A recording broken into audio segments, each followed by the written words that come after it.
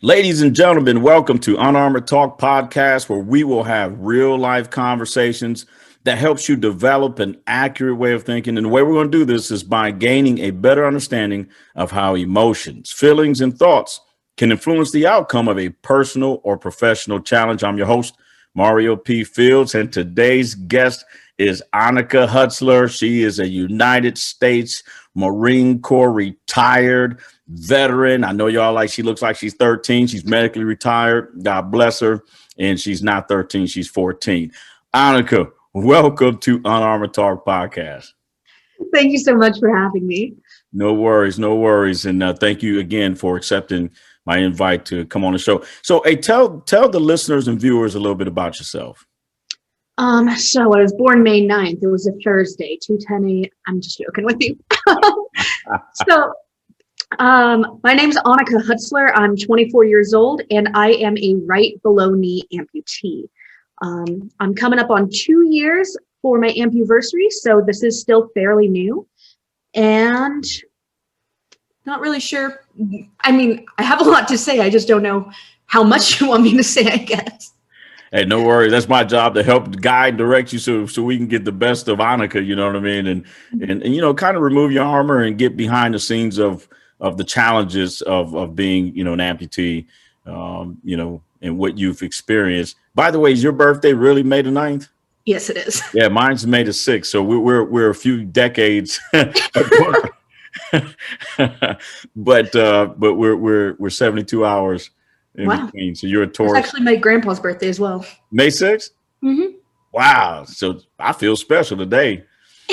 But so let's jump right, you know, it's Unarmored Talk. You know, you got to remove your armor. Let's jump right into the topic. So let's talk about that. You know, here you are, a young lady, you know, you feel healthy, you know, you go to boot camp, you're a Marine, you earned a title, but you got this thing in your foot or something like that, a tumor, something's bothering you. Let's talk. What happened? So I enlisted in May of 2017, and right off the bat, I felt a lot of pain in my foot, but being in Marine Corps boot camp, it's extremely difficult, a lot more physical activity than I was used to. So I kind of wrote it off initially. And then at the point that it started hurting too bad, I went to my drill instructors who also wrote it off, which, like I said, I was in boot camp. Everybody kind of complains about everything. So by the time that I went on and went to Marine combat training, and I was in so much pain, I kept Advil with me at all times. Wow. And I was taking Advil literally as much as I possibly could. Made it through Marine combat training and was in the schoolhouse. And it was about 3 months into the schoolhouse when my instructor told me I had to go to medical because I was falling out of slow formation runs, like 9-minute miles, and I was falling out of those. Wow. I was limping when I'd walk, and he said, "Hey, look, Lance Corporal Hutsler," or I was actually PFC at the time. "Look, PFC Hutsler, you need to go to medical because you have one body and you need to take care of it." So in November of 2017, the doctors at 29 Palms told me that I had a stress fracture. So not the tumor yet. And so they put me in this walking boot and went on my way, did the 6 to 8 weeks of recovery, got out of the walking boot, ran a PFT, and literally cried for the last 2 miles I was running on it. Wow. And I thought I was better, and all of a sudden I run, and it's so incredibly painful. So the doctors eventually did order an MRI, and as of February 1st, 2018, so it was 9 months after I had enlisted, right, they said, "So you've never had a stress fracture, but you do have this tumor in your foot." And the type of tumor I had is called an arteriovenous arteriovenous malformation. You did better than I would have ever done. And so this type of tumor is actually typically on the brain and spinal cord. So how it happened in my foot and how it got to the size that it was, not a single person can tell me. And it's so incredibly rare. So they sent me down to a civilian hospital while I was still in the schoolhouse, and it was a lot of procedures, a lot of trial and error, and eventually they did do a surgery to try to remove it, but it was so large and so engulfed within my foot, right, that it wasn't able to be removed all at once.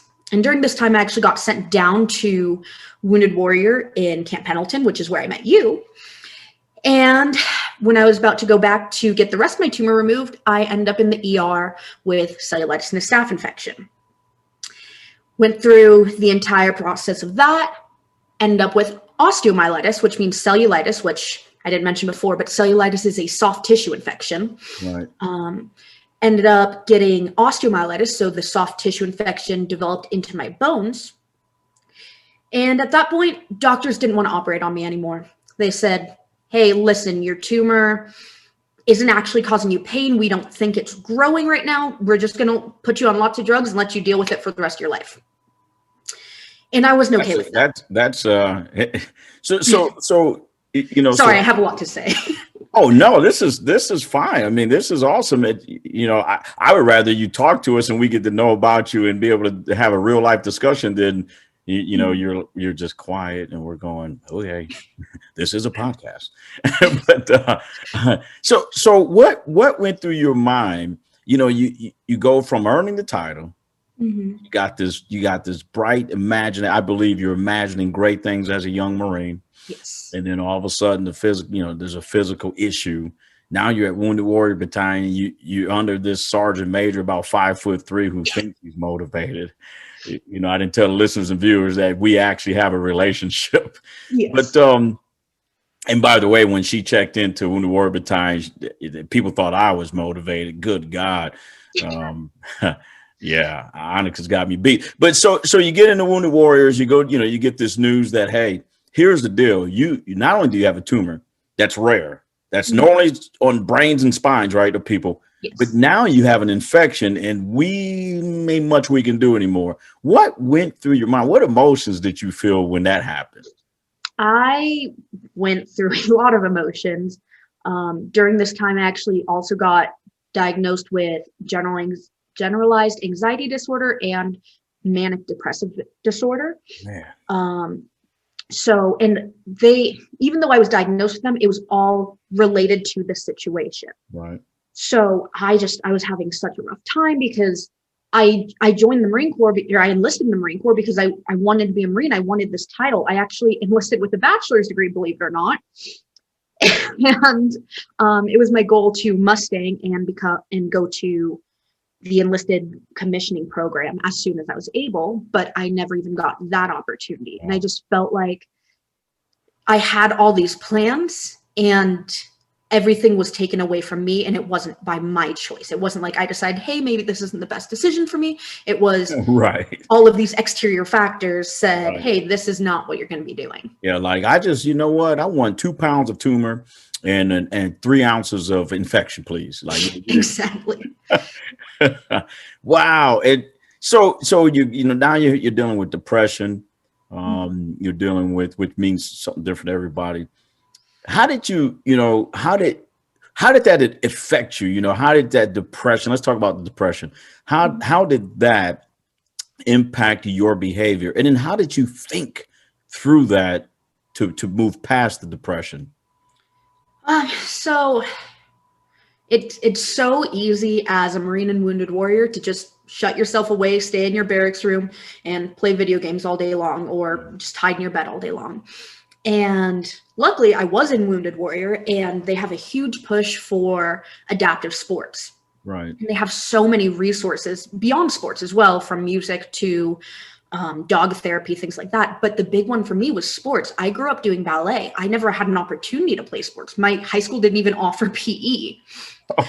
So I went to a performing arts high school. So I did ballet twice a day, but I never had to run a mile before the Marine Corps. So having all of these sports, I started off with archery and I wasn't very good at it, but it was so nice to have a purpose, because at that time I felt like I didn't have a purpose. I didn't have an MOS that I was doing. I didn't have anywhere to really be. We had formations, but other than that, I didn't have anywhere to be all day other than medical appointments. Right. So by having things like archery and swimming and just having these coaches that I can talk to and practice and have something to work on, it got me out of my room, which, like I said, gave me a purpose which is, I just feel like that's something that everyone strives for. It's like, why am I here? What am I doing here? Why am I going through all these trials and tribulations? There has to be a purpose behind it. And I like how you highlighted you chose, you made the choice, you thought through it and you made the choice to, hey, let me try adaptive sports or something else, where others may have not made that choice. So I really like how you highlighted that. You're doing it, and I've seen you do, you're amazing. So you're doing the adaptive sports, you've developed a new purpose in life. But at what point, did they say, hey, either you keep your limb and you continue to deal with these medical issues, or we're going to have to amputate it? At what point, or when that occurred, how did that affect you when you were made with that, and you were put in that decision point? So the doctors never actually gave me that choice. I Wow. was the one that brought it up. At one point, I asked my doctor after one of my surgeries, after my infections, I said, so how many times are we going to try to operate? How many times is this tumor going to grow back before there's so much scar tissue, before there's so much nerve damage, before I'm off my feet for so long that it causes other problems, before we have to amputate? And they said, well, maybe 5 to 15 years. And I said, I'm not waiting 5 to 15 years, do it now. And that was in May of 2018. And as I said, my amputation was only 2 years ago. So I fought almost every single doctor, and I said, I want my leg cut off. And a lot of people take that as, oh, she's joking, this is like her sense of humor to cut off her leg. I'm like, no, I really want my leg cut off. I did so much research, I did so much to try to figure out, hey, this is going to be the best option for me. And in January of 2019, they actually started my administrative separation board. Right. And I wasn't in long enough. I would have gotten almost no benefits when I wanted to be a Marine. And it's not like I chose this path, and I was just having such a hard time, but I was still fighting the doctors. I'm like, no, you're not going to separate me right now, because I want this amputation. And at the time, it even gave me the potential of I could continue serving, depending on how well my amputation went. Right. And finally, in March, it was right after the Marine Corps trials. I competed in the Marine Corps trials with 2 feet. I went to my doctor and I just handed him a giant folder, and it had my medical notes that I had highlighted every time that doctor said, we'll amputate if we do X, Y, and Z. I had medical journals that I used to obsess Googling medical journals and seeing the statistics of people who have chronic foot pain and amputation, how much better they do. And I said, this is why I want my leg amputated. And finally, it was in March of 2018 that I said, all right, let's do it. And within 2 weeks, I had my surgery to amputate my right leg below the knee. And it was honestly one of the best days still to this day of my life. Wow, that's interesting. And part of the podcast is to help people develop an accurate way of thinking. And the way you made that decision was accurate. It's amazing how you said, well, not amazing, but you said it. You said that you did research. You look for empirical data. You are aware of your emotions. I mean, I believe it'd be a scary decision, but just demonstrating how, if you accurately think through a challenge, how it can increase the outcome of a situation. So that's amazing. That is, and I didn't know. So, and that's what I love about the podcast. I had no idea. I've known you since, you checked into Wounded Warriors. I had no idea that you said, you know what? I want this to happen. That is courageous, but reflects an accurate decision. So now here it is. You have the surgery. You're very athletic before you had the surgery. Even during the injury, you still didn't stop trying to exercise. And after the amputation, you continue to blaze trails on the athletic, spectrum. Looking back, when you look back at that decision, and even to today, what would you say? Do you dislike, or you like, man, if I had a chance to do that over again, I probably would have done this different, because I believe emotions got my way? I mean, it's so easy to look back and say, I wish I would have done this. I wish I would have done that. Mm. Because even my surgeon, as much as I hate that he said this, said, I want you to know that if the first surgeon had done what she did, um, we could have saved your leg. And I hate looking back at that because for a while that ate me up. Like, Right. what happened? What would have happened if I didn't go see that surgeon? What would have happened if I would have been placed with a different surgeon, or if I would have been sent to Wounded Warrior earlier? And the truth of the reality is nobody knows. The doctor can say that all he wants, but he wasn't there. He wasn't in the situation that first surgeon was. Right. He may have made the same decisions. So for him to say, I could have saved your leg, it has no foundation. Yeah. So, and I think that kind of goes with everything in life. I could go back and say, hey, had I not joined the military, I may still have my leg today. Right. But we don't know that because nobody can even tell me if I grew this tumor before or after. But all we know is it definitely exacerbated the pain that I had. And that's what ultimately led to my amputation. So Yeah. I try not to think too much about what could have happened, Right. because even though, yeah, it was a terrible 14 months of limb salvage and fighting with doctors and crying in therapist's office and crying to pretty much every staff NCO that I could find. Except me. No, I'm pretty sure I cried to you a couple times. I just don't remember, probably because your positive attitude. Now, but go ahead. But it gave me so many opportunities. I actually competed in the DoD Warrior Games. I was picked for the team 6 weeks after my amputation. And I competed in 4 sports. I did wheelchair track, wheelchair rugby, swimming, and archery. And I took home 2 medals when I was 6 weeks post-amputation. Wow. And just having that opportunity made me realize, hey, I love sports. And I have had the opportunity to move out to Colorado and train with a pre-Paralympic snowboarding team, which is something that I never would have had the opportunity. Well, if one, I kept my leg because I wouldn't qualify for the Paralympics, Right. but 2, if I didn't realize how much I love sports, how much I love the environment, how much I love just competing. So yeah, I could sit here and be like, man, what if, but it's like, well, this is where I am now. So how do I move forward from here?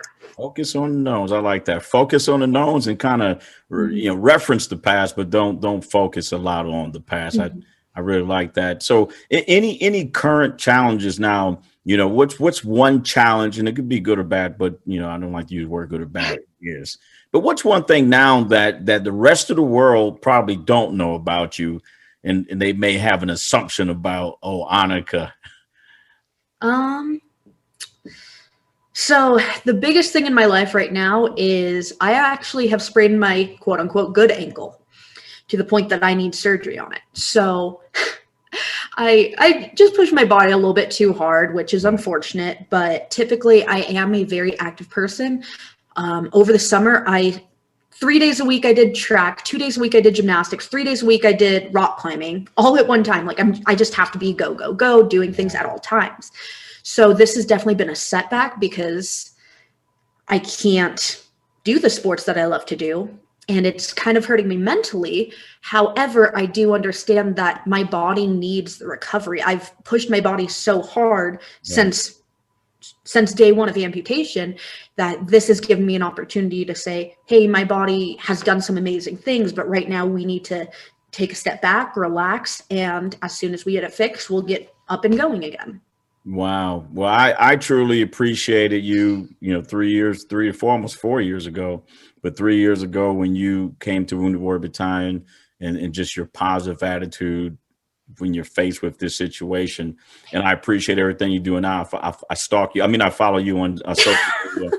And so what last parting words can you leave our listeners and viewers today?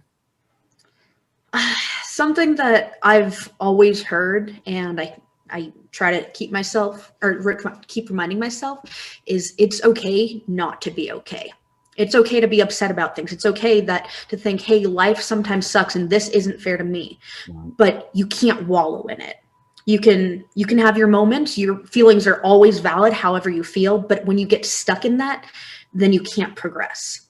Acknowledge the way you feel now, and then move on past it, and leave that as a learning lesson. I like that. I like that. Well, ladies and gentlemen, Annika Hutsler, how can the world find you?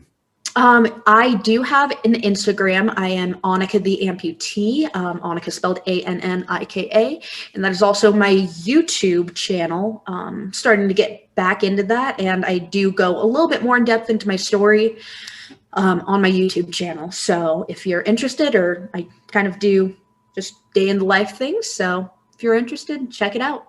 Yeah, ladies and gentlemen, in her YouTube channel, she's got like 2 million followers. That was interesting when I first subscribed to her channel. She's so humble. She's like, oh, no, sorry, Major, just subscribe. I'm thinking I'm going to be like the 115th subscriber, ladies and gentlemen. And I go and I'm like, good gosh. Not quite to 2 million.